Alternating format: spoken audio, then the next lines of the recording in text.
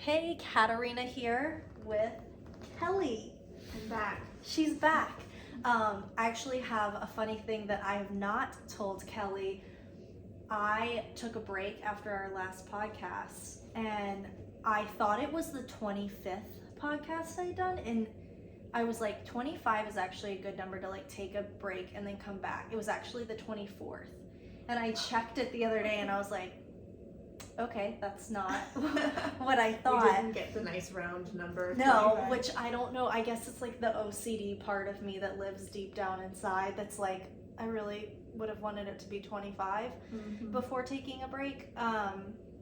But I was gonna start up again when September hit, and then Kelly hit me up that she was in town, and I was like, or when Kelly's here, we can finish what we exactly. And like I started my break after my podcast with Kelly, so maybe I can end my break with a podcast with Kelly. So it feels very fitting that you're here. It does.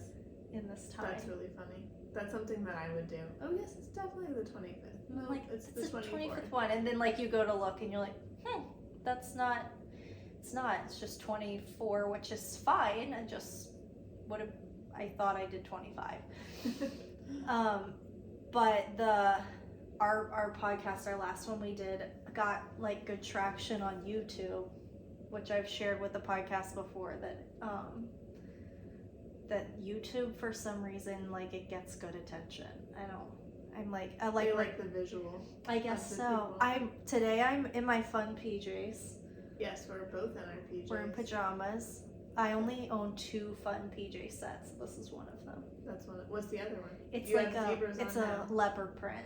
Oh. They were gifts. I didn't buy them, but they're very fun. Yeah. And I usually save them for like when I'm gonna be in PJs around my kids. Yeah. Because they appreciate it more than anyone. Those are cute though. Thank you. I feel like a real lady. Like a real grown woman. I feel like a grown woman when I wear the matching PJ set. Yeah. I know, I feel like all of my PJs are just like old t-shirts and like old athletic shorts. Oh yeah. I like don't spend money on PJs usually. That's a good idea to ask for them for gifts. Because I never... Because then you'll get nice ones. Yeah. I did get home the other day. I guess I was probably hungover. And I went to go put on pants. And I realized that I don't have any pants that are like fluffy. Like these blankets that we have on. Yeah. Like pants like this. Like this. Yes. Like I was like, I need something soft. And I had just regular raggedy old stuff. And I was like, who is this person who stocked this drawer? I own so many clothes. I'm not like you. I own a lot of clothes. So I'm like, why do I not own fluffy pants? Yeah. I love fluffy things. It's important. It is important. So Kelly just got back. This is the Curated Life podcast, by the way. Welcome.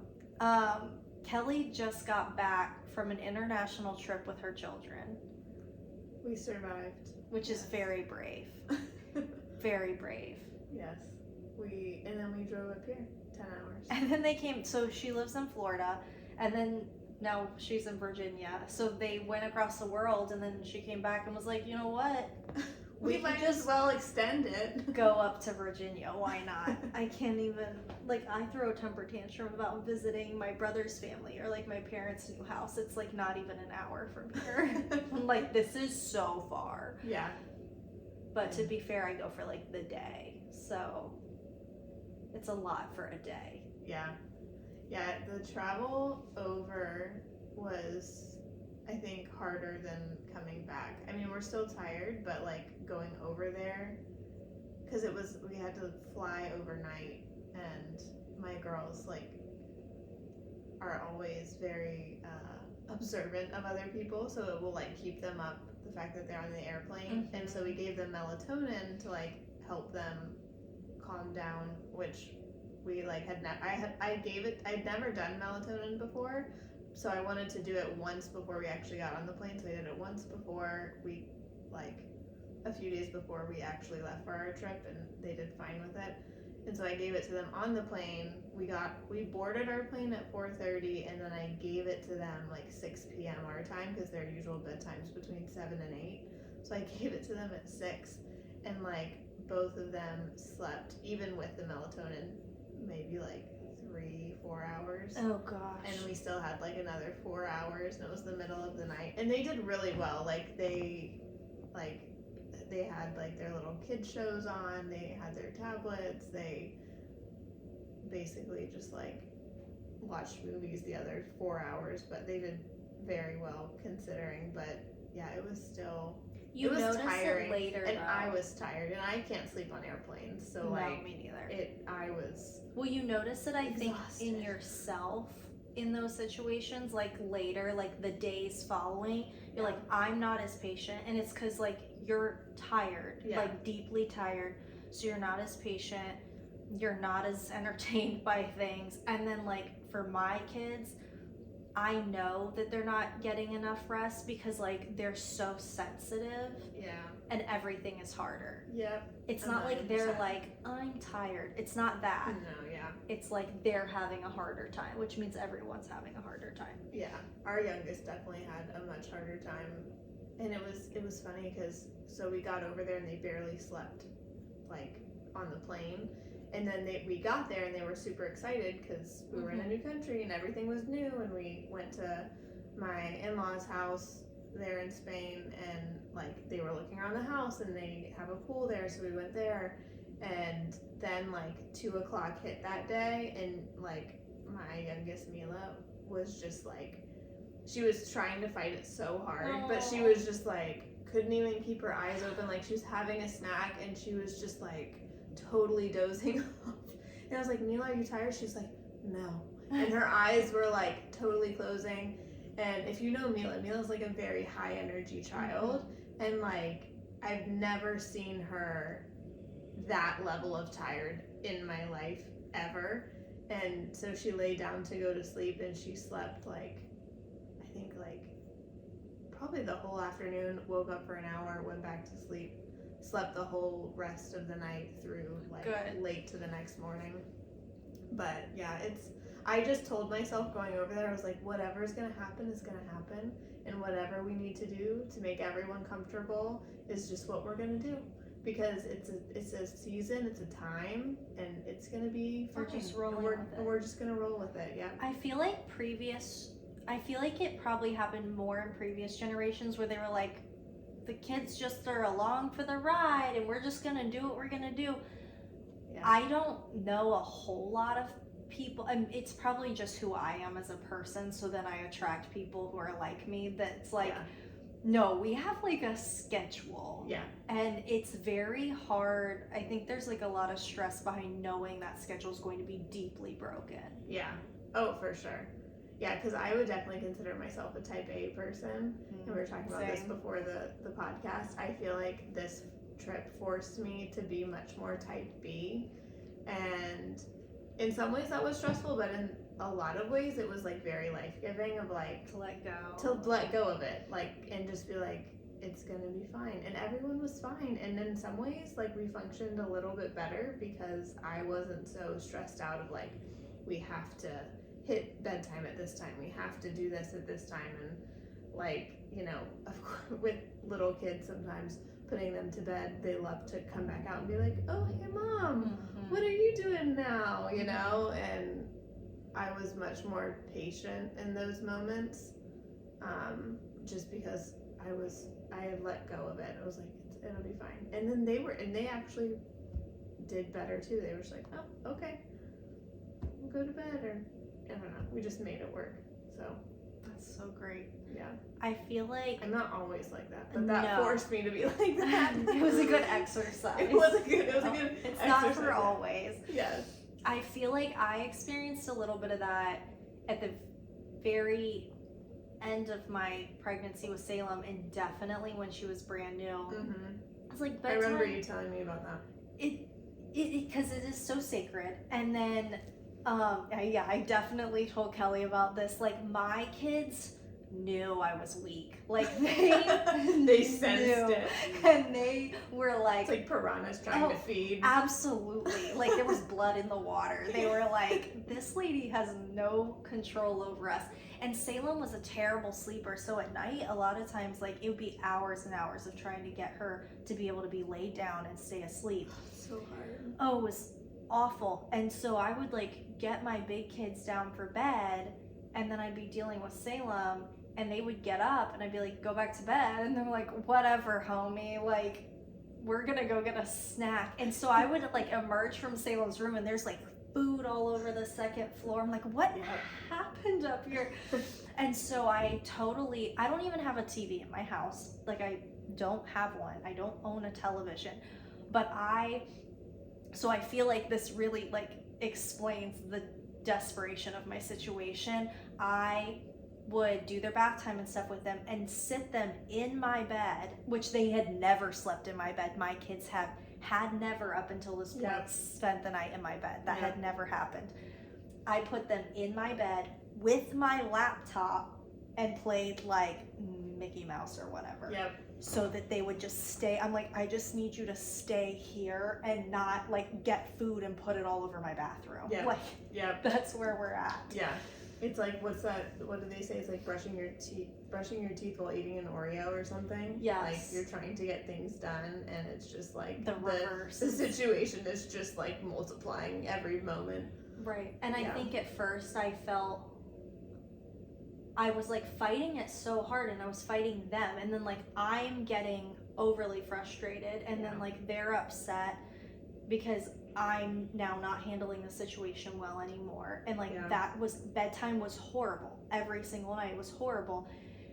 And then at some point it's like, okay, I am fighting the wrong battle here. Yeah. And like I think embracing whatever that season is, whether it be like short or long, embracing like, okay, this is where we're at right now, or for this time, and like we just need to work with where we are. And what's so funny is that when I started getting more control of Salem's bedtime and her bedtime became shorter and more predictable, we were able to slowly transition back into we don't use screen time at bedtime. They go to sleep in their own beds. Demi still gets up and gets in my bed. We might never be done with that. That might just be my life forever. I don't know that we can ever fix that. But like it's all changeable. Yeah. And it's evolving, and that's okay. Mm-hmm. Yeah, and I think you have to do what works in that season or in that moment. Like, especially if you're having a hard time. And I think that's the thing is I find myself when I'm having a hard time, I try to control bedtime or like control like what's going on, or like the noise level, or the mess, or like all these things. I'm just trying to control it because I'm truly having a hard time, and I need to like I'm trying more now to just recognize like, oh, I am having a hard time, and like my therapist says, just like sit in it for a minute and just realize like you're having a hard time, and not react out of it, because sometimes like we don't even give ourselves the courtesy of recognizing I'm having a hard time. We're just reacting out of the fact that we're so uncomfortable that we are having a hard time, and just realizing, no, you're just having a really rough moment. Sit in it for a minute, recognize it, and own that this is a hard moment, and it's okay that it's a hard moment, and this too will pass. And no, I think that's important. Like, this is hard. That's okay.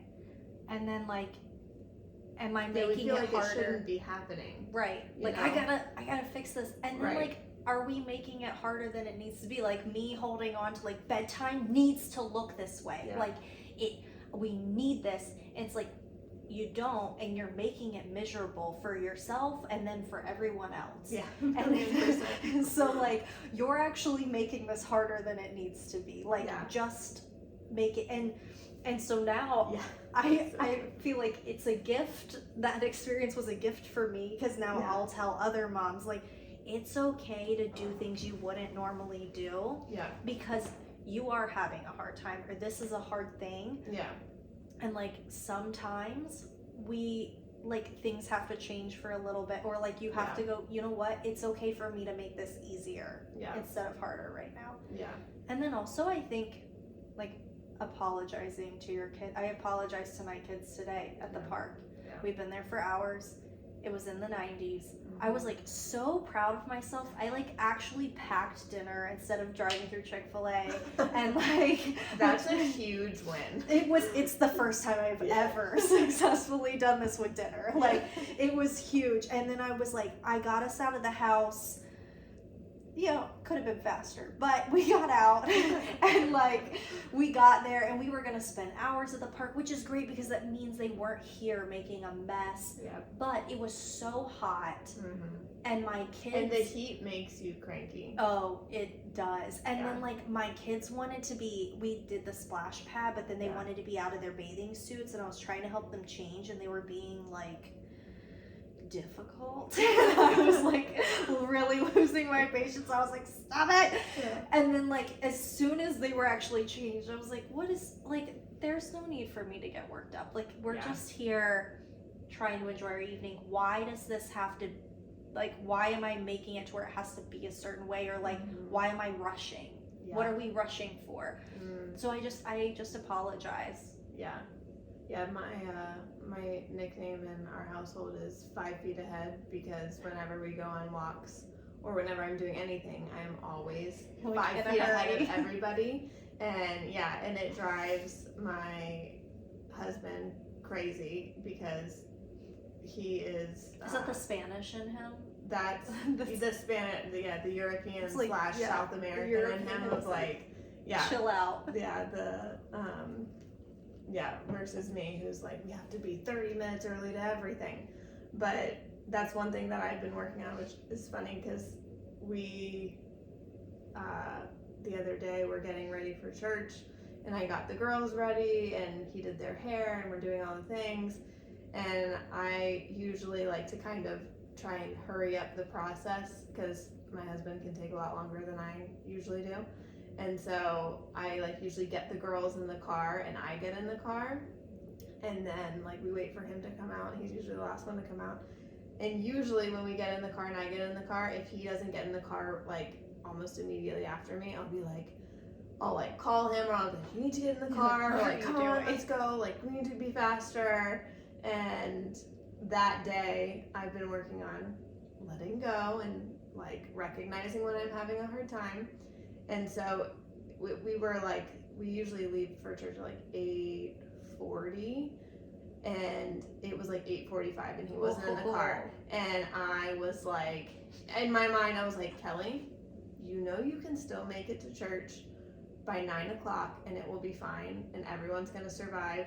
And it was so uncomfortable, but I was like, I just have to sit in the fact that like I'm a little uncomfortable right now, but it's not like life, like nothing bad is gonna happen if we get there at 9 o'clock versus like 8:55. Like we're gonna be okay. And so I'm like just sit in it, it's gonna be fine. And so he comes out like 2 minutes later. That felt like an eternity to me. And like the whole time in the car, of course, I'm like, it's fine, just don't bring it, it's fine. Just drop it. Just drop it. And so like we're getting there, I'm just like looking at the clock the whole time, and we pull in and it's 9:01 and we get the girls in their little classes and we go, and like we went to church, and after we like got there and sat down, it was like 9:02, 9:03, and like we hadn't argued, like he was being really kind, like I was like, I think I could have blown it up into so many things just because I was so frazzled about literally like 2 minutes getting there. And like not being, just because I like am always in a rush. So I'm trying to work on that. That's like one of my issues is I rush, and like even my kids, and it drives Bruno crazy because the girls will be like, Dad, we have to go, and I know that's because of me. It's totally my fault. It is my fault. And so that's just something we're working on. One of the many things we're working on. I get it. I feel like for me, bedtime is the biggest. And for some reason that's rushed. You rush through bedtime, or? Yes, like Yeah, me too. and if they're like goofing around for too Oh, long, yeah. I'm like, cut it out. yeah, I'm like, get in bed, and then like, why? This is not an emergency, Yeah. like. And in your mind, you always want to be the mom that's like, let's go really slow, and like, we're just enjoying the process of bedtime, and like that is so not how it unravels in our house usually. Every now and then there will be a night where it's like, oh, that went so well. Yeah. Like that was so great. But but then like I notice the nights where it doesn't, which like, you know, happens a good bit. Yeah. It's probably my fault. Yeah. You know, like now sometimes they're like overly tired from the day or whatever, and it's like there's just gonna be tears. Like that's just where we're at. Yeah. But I think there's a lot of nights where I'm like, I think it was my fault that didn't go great. Like I was rushing it. Like I was like, no, we need to, like, we're past the time where we need to be reading books like right now. And it's like, it's reading books. Yeah. Now it is like bedtime's important, and if they don't get rest, then like the next day is hard, and I know this, and I just want them to not be tired, so it's like and you want to go to bed too yourself. Plus I need a minute. I'm like, I've got 10 things I need to do before I get in bed, so when you get in bed I gotta do those things, and then I get in bed. So it feels like an emergency, but it's not, and nothing bad is happening. And then I make it miserable. With my own stress. I do the same thing. I've tried, I don't do this every night, because some nights I am just totally done. I'm like, it's time for bed. But I've started trying, like, once we get through the bedtime routine, to just sit in Olivia or Mila's bed, and like I'll be like, we can talk for like 10 minutes, and we'll talk, and we do wows and pows. So like, what's your wow of your day and what's your pow of your day, and like that's opened up a lot of conversations between us, because I just feel like I'm not good at doing those kinds of things when there's a task at hand. Like I feel like some moms that I know seem to be really good at just like going with the flow and like the very type B, but like for me, I'm like, okay, we did our shower, now we need to get dressed, now we need to comb our hair, and I'm just so focused on the task that I have a hard time connecting. So once all of the tasks are done, it's easier for me to like finally be like, okay, we can just talk now. I can't talk during the task. I'm just like so focused on it. I'm focused. Yeah, I'm so focused on Recently I started doing a lot more books at bedtime, like dedicating a lot of time to that, because it does like open up which even then I have to catch myself, because Demi wants to like talk about the picture. And I'm like, stop talking. We have to get through the book. I'm like, it's not about that. It's like, so I've been doing like, I let them pick a bunch of books, so that like to remind myself like this time is just about like being here. And I do think like the more relaxed I am, the better. Like it's almost like they wind down better. Whereas if like I'm high strung, they can't. And sometimes it's like, I like the idea of the books because it gives you like a jumping off point, I don't know, or like a focus, as opposed to sometimes like with little kids, like even just sitting and talking, sometimes like they can be, they want to play. They want to play and run around and everything, which is great, but also like winding down for bed, the book idea is a very good idea. Let's just grab a bunch of books. I like what I've been doing, like a whole pile of them. Then we can just take our time. But like then it's just like there's a certain amount of time that I need to dedicate, and that's where it gets. I'm like, I need to be reading books right now. It's time to connect. Come on, everyone. Exactly. I feel like there's also temptation sometimes to, if we're stressed out about other things, that like comes out at home or like around our family, and I hate that. Like I mean, I do have more patience, I think, with my kids than I have with, if anyone else acted like my kids do around me, it would be really bad. Like it's just, I have more patience with them than I have with other people, but no one else pushes my buttons as, you know, as much. Oh yeah.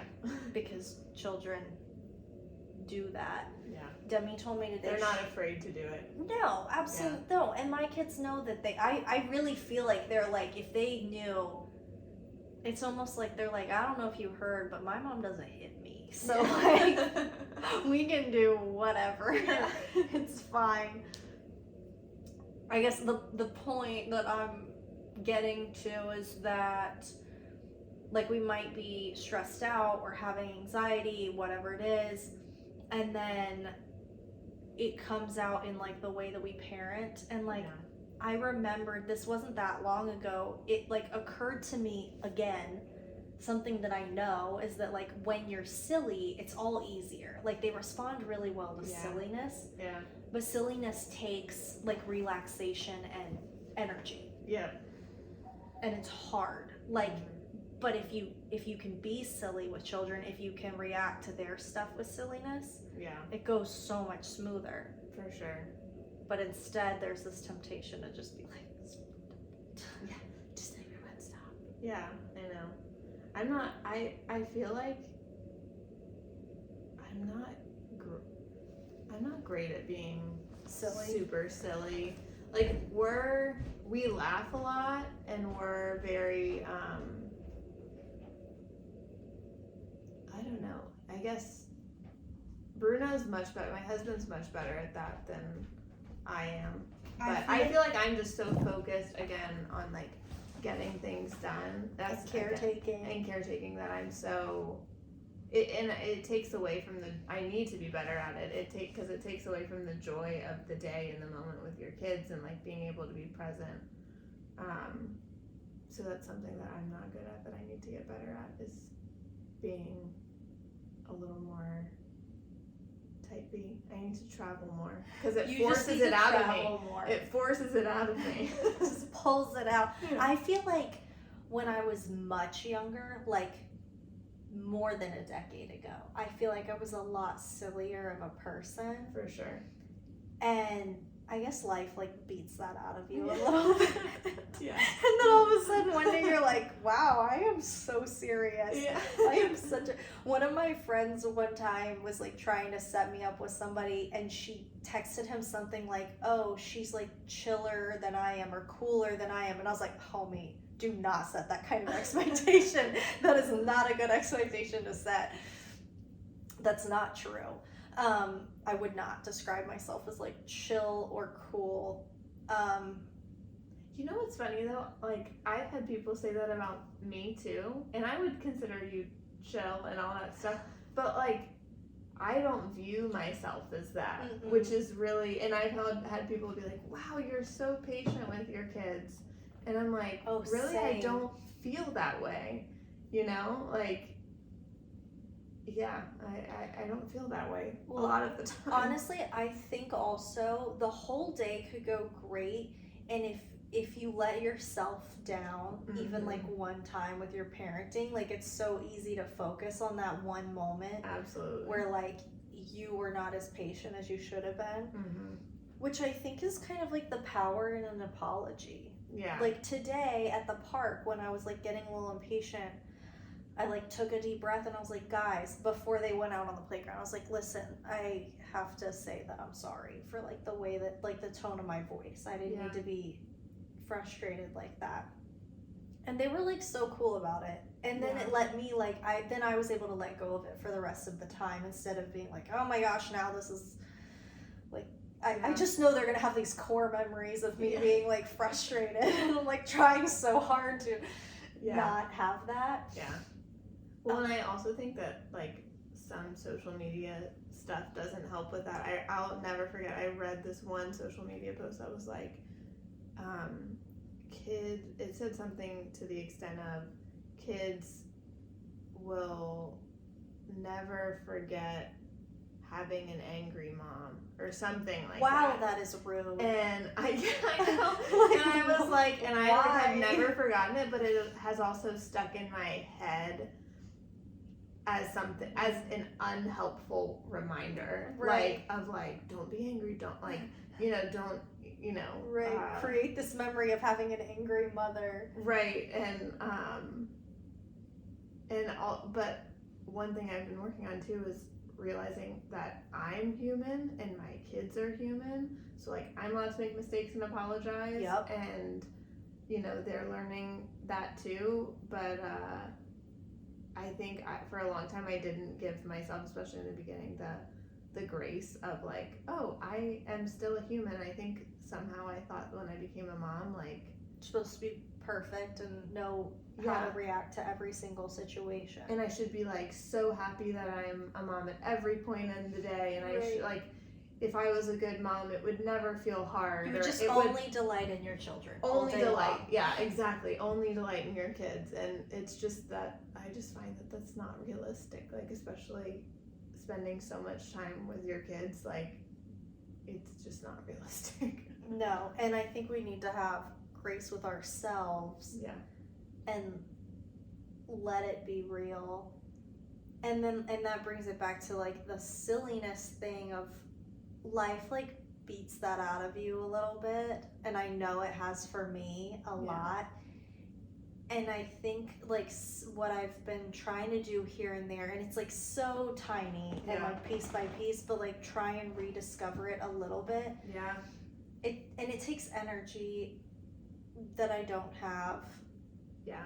But like every now and then I'll like somehow dig deep inside of myself in a hard moment with the kids and be like, okay, how can I react to this in a way that's like silly? Yeah.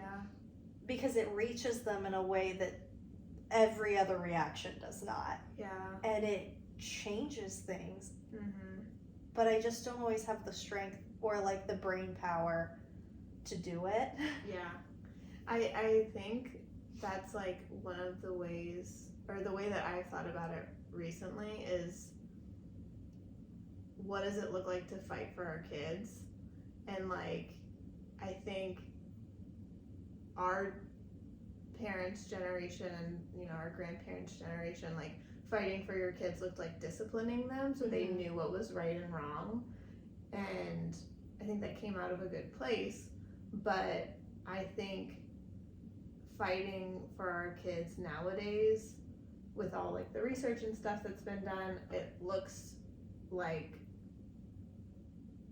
different in that we should, I don't like to should people, but in that when we're having these hard moments with our kids, digging deep and saying, okay, I'm having a hard time and I'm going to apologize, and I'm just going to tell them that I'm a human and we're all going to work through this together. And I don't know, I kind of lost the thought. No, I like that. Like that. Now, like fighting for our kids is more like checking ourselves and our own regulation to set an example for them. And like, how great is it to take the shame out of, like, we make mistakes, we're allowed to make mistakes, we also apologize and we rectify the situation, and then like we can come back to this relationship that you and I have, and I'm still warm to you and I don't love you any less. And I think, and it almost felt weird, like at the park today, like there were people that could hear what I was saying, and like for a second it felt weird to apologize to my kids in front of strangers. Like they could definitely hear me, and I was like, no, like I'm not too prideful to apologize, and I owe them an apology. And like hopefully I'm like, okay, and hopefully, because I'll tell you what, they get the sass. Like my kids got that part. Like there's ways that Kyla talks to me that I'm like, that came from me. Like that just one's me for sure. That is my voice in her mouth. So like she's got that part. I'm like, if we could get the apology part across, that would really be something. It's parenting is really hard. It's really, I think what's tricky too is that like life is hard. Like life is hard, and then you add parenting on top of it. And it's like, we were already gonna have a hard time. And now there's tiny people we're in charge of making sure they're okay. And then also we're interacting with them all the time. Well, and kids bring up all the things in you that are like unresolved. And then you have to deal with it. Exactly. And it's also, how are you gonna deal with it? Because there are many ways to cope or to deal with it. So it's like, how are you gonna do that? Yeah. How are you gonna address your own issues? And it's hard. I think that we can find strength to do it for them. Like I mean, I've probably said it so many times, but I just feel like I had this epiphany like way later than I should have about making the choices that I would want my kids to make for themselves.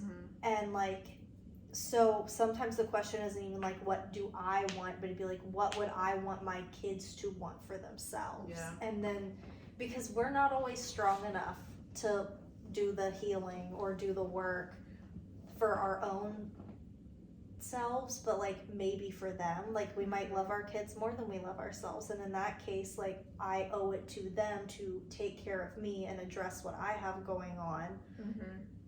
Not only for the way that I interact with them, which is like deeply affected by my own mental and emotional health, but also because like I'm setting an example of how to take care of yourself, which is tied in with that too. Like, it's so hard. I mean, I feel like every time you turn around there's a mom saying it, but like it's so hard to take care of yourself in like just a logistics It is. kind of way. Yeah, especially like mentally, it's very, I mean, physically it's challenging too in all the ways, but I feel like I do not drink enough water or eat enough food. Yes. Yeah, the water thing is really or sleep enough. None of it. I know.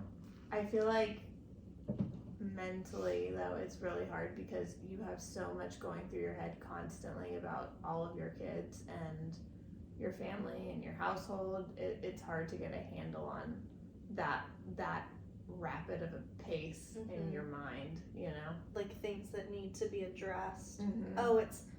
And like you're just so hyper aware with your kids because you're trying to teach, like you want to teach them good things and you want to teach them like how to regulate and how to do all these things, and so you also have things going through your head in these circumstances where you're like, we need to be doing this, or I want to teach them this, or I should say this, should I say that, and then your question, like there's this whole dance going on in the mind of a mom, when some people might just see like, oh, you know, the kid just like is having a tantrum because the banana fell into 2 pieces instead of 1, and like the mom's over here like do I say this, do I do that, do I like there's just so many things swirling through a mom's head. So it's from the outside, I think people can think like, oh, it's like simple, why are you so overwhelmed, why can you get so overwhelmed by that? But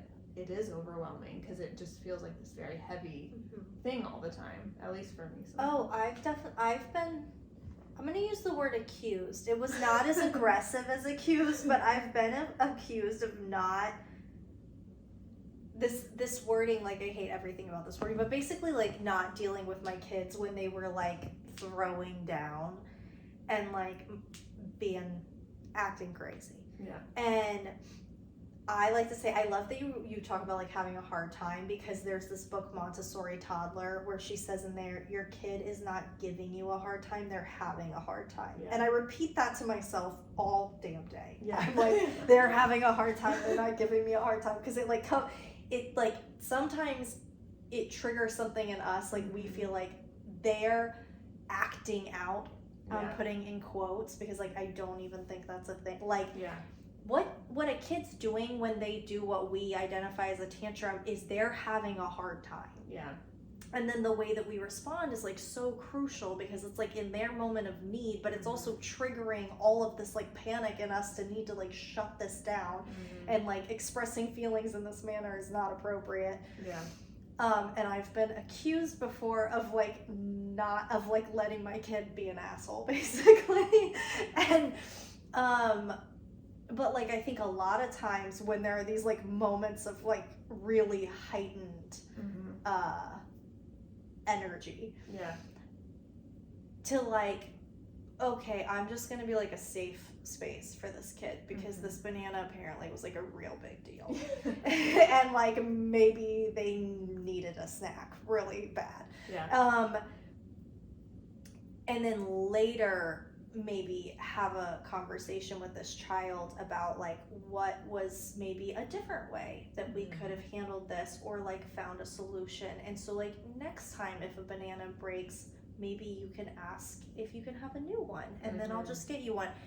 Well, and it's funny because as adults, we still, like, I think adults look at a situation like that and think, you know, well, what's the big deal? It's a banana. And it's like, well, on that kid's level, that's the biggest thing that's happening at their level. But yet, if something happens like to at your work or to your car, like if someone backed into your car, you would act like that. You would do feel that the way. same thing. Yeah, exactly. And we don't give kids the respect of being humans too, because they're just little people. It's just they have these quote unquote, they're not really these smaller things that happen to them that are bigger deals, and they're not afraid to express that. Absolutely. You know, which is a good thing too. And then we have this like gut need to like shut it down, and it's like, so we're uncomfortable with this like raw display of emotion, and like if you shut it down angrily, impatiently, or with punishment, what we're saying is like you expressing your feelings or having feelings is not acceptable. And also you didn't teach, like, which is why I think the teaching moment can't happen there when they're right there in that feeling. No, their brain is not like, we're not nobody's help. But like if our only goal is to like shut down the tantrum, then what we're teaching is like shut down your feelings and this is not okay. And like if you punish it, like I know a lot of us were growing up, then like you're really programming this kid's brain to like not be able to feel or process real emotions. Which I've had to deal with like as an adult. Like I'm like, my kids are allowed to cry, okay? Because like that's otherwise, part of the human spectrum of emotion. Absolutely. And it is acceptable to have feelings. Yeah, for sure. Yeah. And it's hard as a parent teaching yourself that at the same time you're trying to teach your kid that, because there's also these like triggering moments that come up for you that happen via your kid, and you're trying to work through it now as an adult and trying to relay that to your kid, but there's also your brain is so trained in one way and you're trying to untrain it, and it's really challenging. It's so hard. It's really hard. I don't think I think there was a lot of like unprocessed, or I know there was a lot of unprocessed emotion for me that built up into anxiety over a very long period of time. But I think it's when I know I keep coming back to saying this, but of like sitting in your emotion, because I don't think I ever did that like for a very long time. Oh no. Just shove it down. It was shove it down, or like I don't even. I guess I just shoved it down. I don't know what I did. Moved on to the next thing. Moved on, and which then led to mega anxiety at one point. But as I've been sitting in it more now, it's been really helpful to be like, oh wow, like this doesn't have to be an earth-shattering thing. I can just recognize that this is hard right now, and that I'm having a hard time, and that's okay. I think I was so uncomfortable with the fact of like, I'm having a hard time, I shouldn't be having a hard time, and that's not okay. Exactly. Like you should have it all together, you should, be able to handle it and like do it with a smile and all that kind of stuff, and learning that it's okay to like be having a hard time. Everybody has a hard time. Well, for sure. And I think sometimes when we do sit in it and we allow ourselves to feel what we're feeling, we can actually process it. And then it's okay to move on after. And like, I've had stuff this year that I've had to mourn and like shed some tears way after the fact of when these things happen. Because it like came back up for me, and I was really trying to deal with my feelings in a healthy way. So it was like, I need to feel this. I need to think about it and process it and meditate on it and let myself be sad and let myself mourn and recognize what it is I'm thinking and feeling. And I think going through that hard process has allowed me to do real healing and then experience better things. But you can't if that's still sitting there unaddressed. For sure. There's been multiple times this year.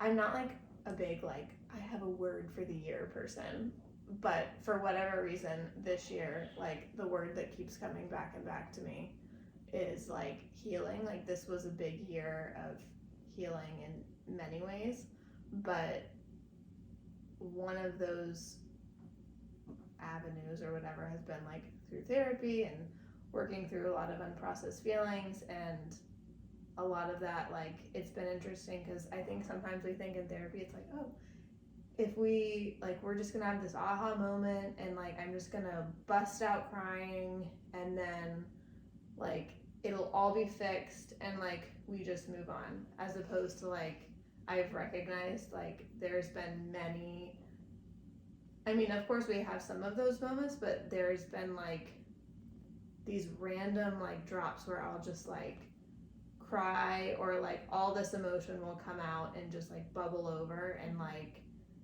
it just feels like this release. But there are these very, like when we were in Spain I had a moment like that where I was just like I was like looking at my kids and looking at our family and like how far we've come and where we are now, and it just felt like my body finally relaxed and I just was like crying and it just felt like this big release and relief of like a lot of different things. But for many years it just, our life felt really, really hard, and then it was just like we've like come to the other side of it. And but I didn't realize like how much I had stuffed in all of those years, and it still comes back up. But anyways, I feel like it's not just this one moment of like, oh, I've released it and it's fine. I think I've realized it's, especially when you've done it for so long, like it's almost like your body's, it feels like a soda can, like you're like trying to get a little bit out and then a little bit out, a little bit out of the carbon or whatever it is. My brain's not working, so if my words aren't making sense, I get what you're saying. I traveled 30 hours in the past 72. Bits and pieces like are coming out here and there and coming up. Absolutely. Yeah. Of like, because it takes time. It takes time, and then there's things that will bring it up. Yes. Or bring it up unexpectedly, or moments that like you don't expect. And I think it's like, instead of like dismissing it or like trying to shove it down, letting it be there and experiencing that feeling and like processing what that means to you. Yeah. And I think it's doubly hard, you can tell me if you agree, like when you're a mom, to be able to process your feelings, because you're also trying to process the feelings of your kids. Like there's so much going on, like it's hard to really know how you actually are feeling. Like even connecting, even when I like say, okay, I'm having a hard time, and like trying to get curious about why I'm having a hard time in that moment, like sometimes it's actually hard for me to put words into that because I'm just so overwhelmed. Yeah. And I think like it becomes more overwhelming when you're concerned about somebody else in that moment. Yeah. It's not just about you. Yeah. It's also this other person. Yeah. And also how they're affected by our reactions and our self-regulation. Yeah. Yeah. The self-regulation is so key, but also It's very so difficult. So difficult. As a mom, I know, it's so hard. People, you were talking about, like, people be like, oh, you're so patient. Like, people say that to me and they'll be like, I would just want to freak out. I'm like, no, you want to freak out. Like, you for sure want to freak out. Like, I would love to freak out. But then you also have to stop and be like, I can't freak out. I would like to not scar my children. Exactly. I know. And also, them having an attitude or them having a hard time is not a reason for me to also act like I'm 4 years old. Yeah, exactly. And even, I think it's funny because even after apologizing to my kids, sometimes my kids will be like, yeah, Mom, you weren't nice today. And I'll be like, okay, well. But I also appreciate the fact that they feel the freedom to be able to tell me that. Oh, yeah. And they feel that, like, they aren't afraid to It's tell a me very that. open relationship. And, yeah. Yeah, and I've been trying to, when they tell me things now, especially as they've gotten older, because sometimes they'll try and, of course, push some boundaries if I've said no on some things, and but they'll come up to me and be like, Mom, you know, if it was like, we're done with the TV or whatever, and Mila presses the button to turn it on, like, soon after she'll run in and she'll be like, I'm sorry, I went in, I turned the TV on, and I'm trying to be like, it's okay, Mila, like, it's, you know, thank you for telling me, da da da da. But someone told me recently, I used to do this of, like, I felt like if they lied, it was a bad, I mean, obviously you don't want your kids to lie, but when they tell you things, don't set them up to lie. Mm-hmm. So, like, if she comes to me and says, Mom, or I guess if I see the TV on and I've said that, instead of going over to them and saying, who turned the TV on? Like, instead of saying that, just being like, somebody turned the TV on, Mila, I think it was you. And if she says no or whatever, they'd be like, okay, well, somebody turned it on, let's just turn it off. Instead, whereas before I probably would have been like who did that? Right. And then they'd be like, I didn't do it. And I'd be like, yeah, you did. Yeah. We're and like then they'd creating be like, an opportunity for failure. Exactly. Like, we're creating this situation. Like, as opposed to just being like, this is what's happening. This was turned on. It wasn't supposed to be turned on. Let's keep it turned off. And I feel like before I would have created that scenario probably. Right. Which is, like, so natural to just hop into that. Yeah. It's probably how things were dealt with when we were children. Yeah. So exactly. It's like what we're used to. Yeah. But I think I was saying to somebody the other day that, like, something very nice and comforting, and I think probably true, that I've heard say to me and other parents is, like, if you're concerned about doing a good job, then you're doing a good job. Like, if you're thinking through these things and, like, you're analyzing how you react to your children and thinking about how your actions and your emotions and stuff are affecting them, and you're doing your best, then that's what they need. Like, your best is good enough.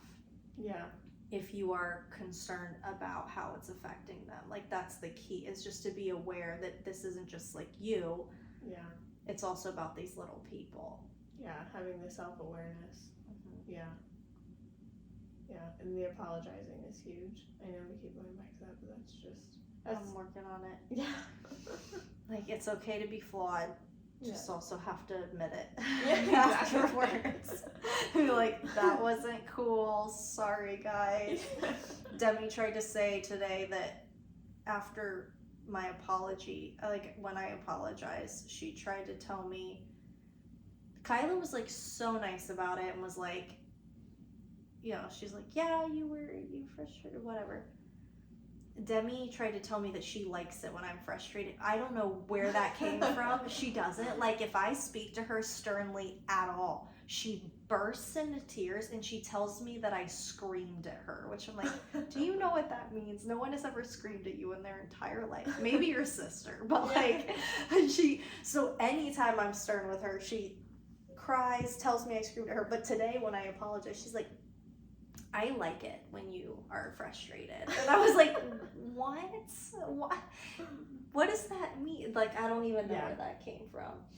They say things like that you're just like, I don't understand. Like, okay, we're just gonna move on from that, whatever that means. Yeah. Jeez. Well, any final thoughts, Kelly? That was all really good. That was good. I hope that all my words made sense. Because I think they did. I enjoyed them, and I appreciate you doing this, ramping it back up. Yes. So now the podcast is going to be regularly airing again. The break is over. We got to 25. We got to 25, which was supposed to happen before the break, but here we are. We're at 25 now. And I'm going to pick I want to pick an actual number of podcasts for the year and do that many. I'm having a hard time because I want it to be like a really pretty number. Like a nice 100? round, not like 100, but like 50 Okay. for this year. 50. For this year. Because there's only like, I don't know how Oh, many that's true. weeks. The year's We're like like over halfway done. Yeah. So I'm like, So 100 yeah. is like really so I'm not like feasible. I wouldn't. It'd be amazing. Like 100's such a pretty number, but I'm like 50 would be a pretty number. But that is gonna average out to more than one a week. Not like it won't be 2 a week, but it's more than 1 a week. And I'm like, can I commit to it? But wouldn't it be pretty to wrap up the year with 50? I think you can do it. Oh, thanks. I do enjoy the podcast. I'll be back in November. Okay, so I've got one more that I'm getting out of Kelly. she's committing to 3 this year. You've heard it here first. Kelly's committing to 3 for the year. So I've got one. Okay, we've at least got one more covered. It would make me happy. I've really enjoyed the podcast. I think the break was important to be able to like get some other stuff in line and together for this little season of life, but it's time now to start cranking them out. To get back on top of it. So thanks for doing this. I appreciate you, and thanks for everybody who listens to a Curated Life podcast. We appreciate you and love our community.